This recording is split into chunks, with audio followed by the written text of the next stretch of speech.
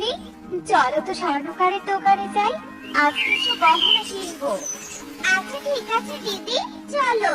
সীমা দিদি বলছি টুনিকেও গহনা কিনে দিবে। আমিও চাই, তাহলে আমাকেও গহনা কিনে দিবে। সীমা দিদি, আমিও তোমার সাথে যাব। আচ্ছা ঠিক আছে।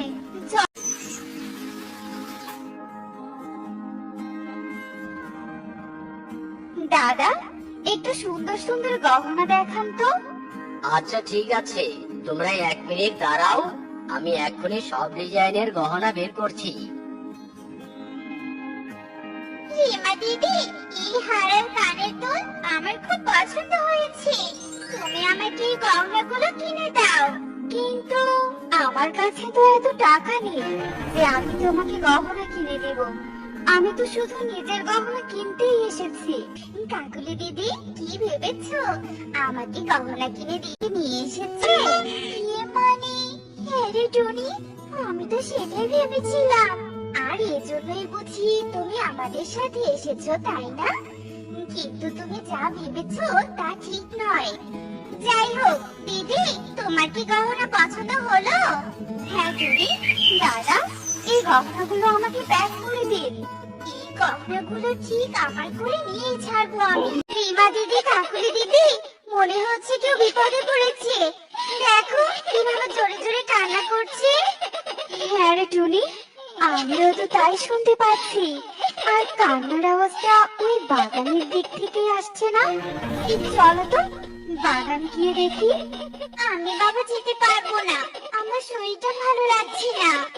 আচ্ছা ঠিক আছে, তুমি তাহলে এখানে বিশ্রাম করো।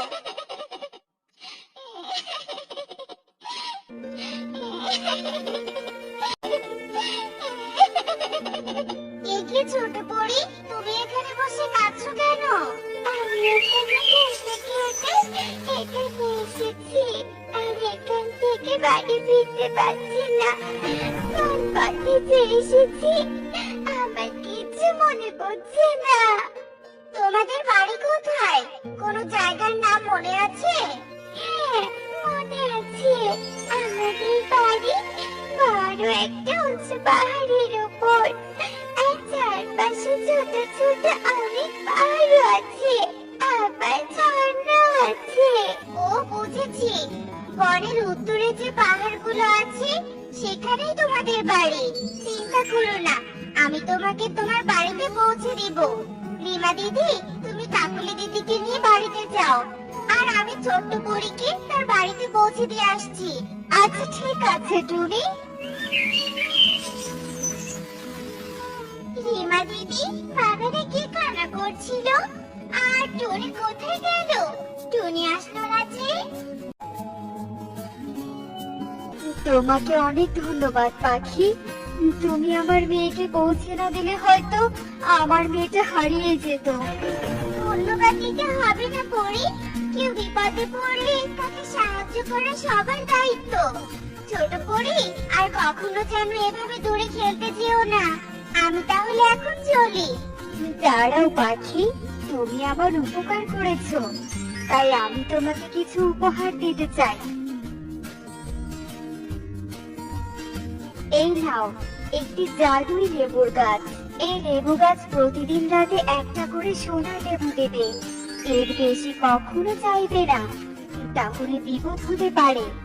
আচ্ছা ঠিক আছে পরি।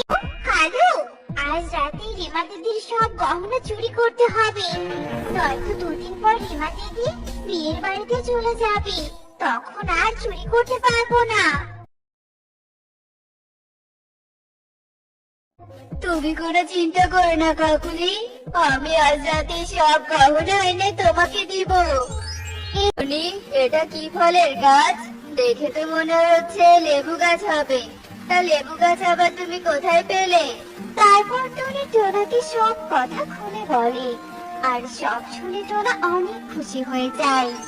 পরীটা লেবু গাছটা দিয়ে ভালোই করেছে, সোনার লেবু বিক্রি করে জমি কিনে নিজেরা ফসল চাষ করব, তাহলে আমাকে আর অন্যের জমিতে কাজ করতে হবে না। হ্যাঁ টোনা, তুমি একদম ঠিক বলেছো, কিন্তু তার আগে আমাদের ঘরটা ঠিক করতে হবে, তা না হলে বৃষ্টি আসলে ঘরটা ভেঙে যেতে পারে। বলি কোন ব্যাগে সোনার গহনা আছে? ওই তো টেবিলের উপর যে ব্যাগটা দেখতে পাচ্ছ, ওই ব্যাগটা আজ জানালা দিয়ে ঘরে ঢুকে তাড়াতাড়ি ব্যাগটা নিয়ে এসো। যাও তো যাও।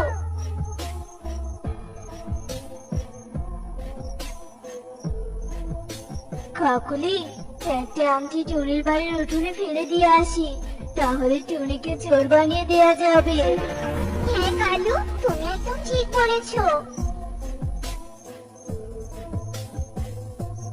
জাদুর গাছ, আমাকে একটা সোনা লেবু দাও তো।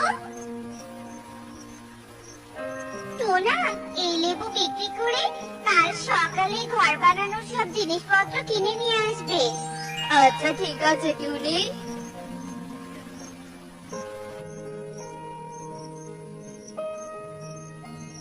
কি কাকুলি, টুনিরা তো দেখছি জাদুই লেবু গাছ পেয়েছে। এই জাদুই গাছটা চুরি করে নিয়ে যাই, তাহলে আংটিটা আর এখানে রাখতে হবে না। কারণ টুনিরা ঘর বানানোর জিনিসপত্র নিয়ে আসলে রিমা দিদি বিশ্বাস করে নিবে যে টুনি তার গহনা চুরি করে নতুন বাড়ি বানাচ্ছে। হ্যাঁ কালু, তুমি ঠিক বলেছো। এদিকে আমাদের সব গহনা থাকবে আর জাদুর এর কি সর্বনাশ হয়েছে আবার। গহনাগুলো কোথায় গেল? মনে হচ্ছে কেউ চুরি করে নিয়ে গেছে। আমাকে এক্ষুনি টুনির কাছে যেতে হবে।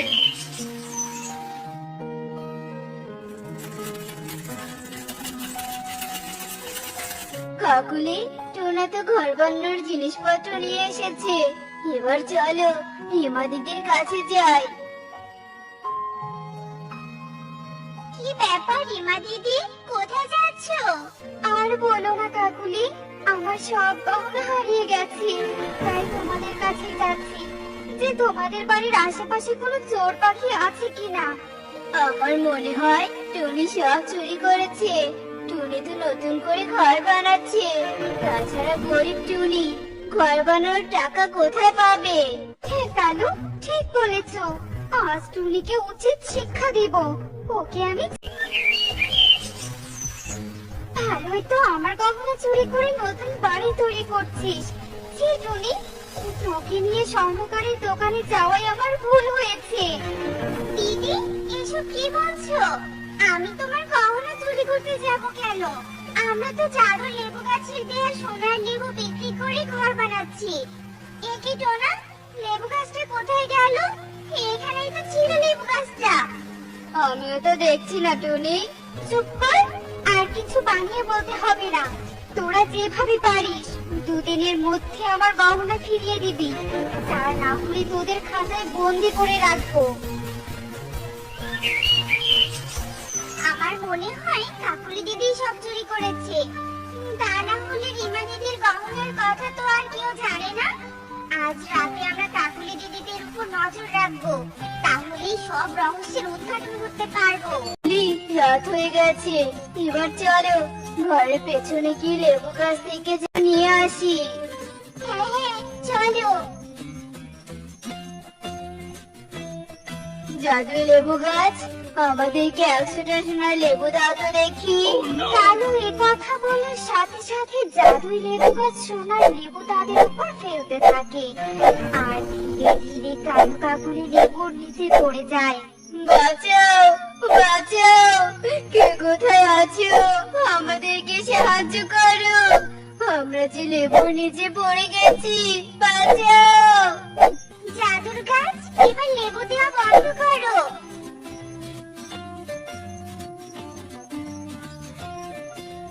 কি হয়েছে কাকুলি, তোমরা এভাবে চিৎকার করছিলে কেন? আমরা তোমাদের জিনিস চুরি করে বিপদে পড়েছিলাম, তোমরা আমাকে ক্ষমা করে দাও।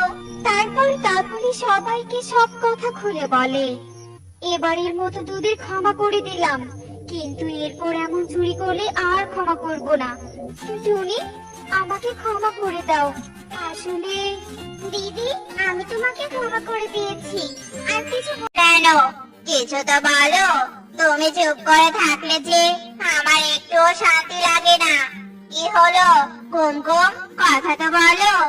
কথা বলবে না তুমি? তুমি কি আমার উপর রাগ করেছো নাকি? না স্বামী, আমি রাগ করিনি। আমি ভাবছি। ভাবছো? কি ভাবছো তুমি? আমাকেও একটু বলো।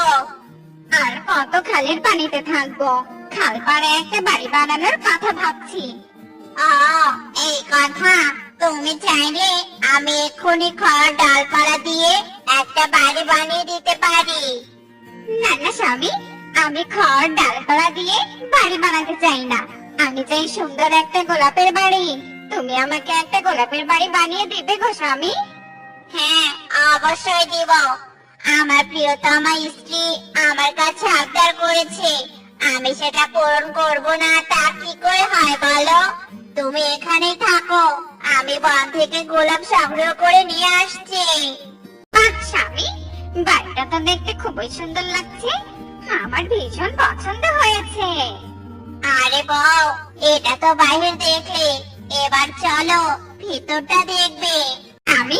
ভেতরটা তো খুব সুন্দর। তুমি অনেক ভালো স্বামী, আমি এই জন্যই তোমাকে এত ভালোবাসি।